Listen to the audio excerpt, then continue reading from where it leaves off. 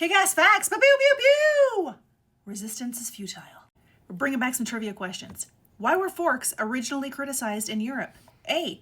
They were seen as tools of witches. B. They were associated with vanity and considered effeminate. C. They were thought to spread disease. Or D. They were too expensive for the common people. The correct answer is B. They were associated with vanity and considered effeminate. Forks were introduced to Europe from the Byzantine Empire in the 11th century, though they were viewed as strange and effeminate, especially in England. Many believed that God had given humans perfectly good utensils with their fingers, and that using forks was unnecessary and pretentious. The Catholic Church famously condemned the fork as both an affront to divine providence and a symbol of vanity. Forks didn't become common in Europe until the Resistance, particularly in Italy and France. Later, when the Victorians began introducing specialized utensils for different courses, many people mocked the salad fork in particular as an absurd sign of excess. The notion of having multiple forks for one meal seemed ridiculous to those who valued simplicity in dining. When table settings became formalized, some people resisted placing the fork on the left side, arguing that it was unnecessary and arbitrary. Fucking forks, man. The practice wasn't standardized until the late 19th century. The spork has entered the chat. When the spork, spoon, fork, hybrid, the ultimate utensil, gained popularity in the 20th century, it was ridiculed as unnecessary and awkward. I eat with a spork almost every day, and my husband makes fun of me almost every day. It is, once again, the ultimate utensil. Many mocked it for trying to combine two already perfect utensils. If it were perfect, we wouldn't need a spork. The introduction of anesthesia in the 19th century faced opposition from some religious leaders who believed that pain during childbirth was ordained by God as part of Eve's punishment.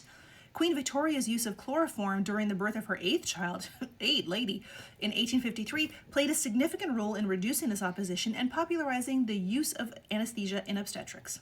Edward Jenner's smallpox vaccine from 1796 was met with public outrage. Many believed it was unnatural to inject animal material, cowpox, into humans. Satirical cartoons from the era depicted vaccinated individuals sprouting cow-like features. Others argued that disease was God's punishment, therefore God's will, and should not be prevented. Victorian-era etiquette discouraged women from this as it was considered scandalous and inappropriate because it suggested a lack of modesty or self-control. A. Wearing makeup. B. Drinking alcohol. C. Crossing of legs. Or D. Wearing bracelets or anklets.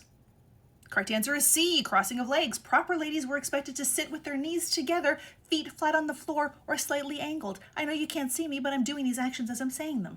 Early electric lighting was met with skepticism and fear. People worried about fires caused by faulty wiring and believed that the bright artificial light would damage their eyes or cause strange illnesses. Some even feared electrical wiring would emit harmful rays or disturb sleep. Gaslight manufacturers capitalized on this fear to market their own products as safer. Wealthier families often had electricians live on site for fear of accidents. Why were pockets on women's clothing controversial in the early 19th century? A. They were believed to encourage women to carry inappropriate items. B. They were considered unfashionable. C. They were thought to be too expensive to produce. Or D. They were associated with witchcraft. Correct answer is A. They were believed to encourage women to carry inappropriate items. In the 19th century, women's clothing typically lacked pockets, and women often used external accessories like handbags to carry personal items. The absence of pockets in women's garments was partly due to fashion trends and societal norms that emphasized certain silhouettes, and partly to restrict women's autonomy.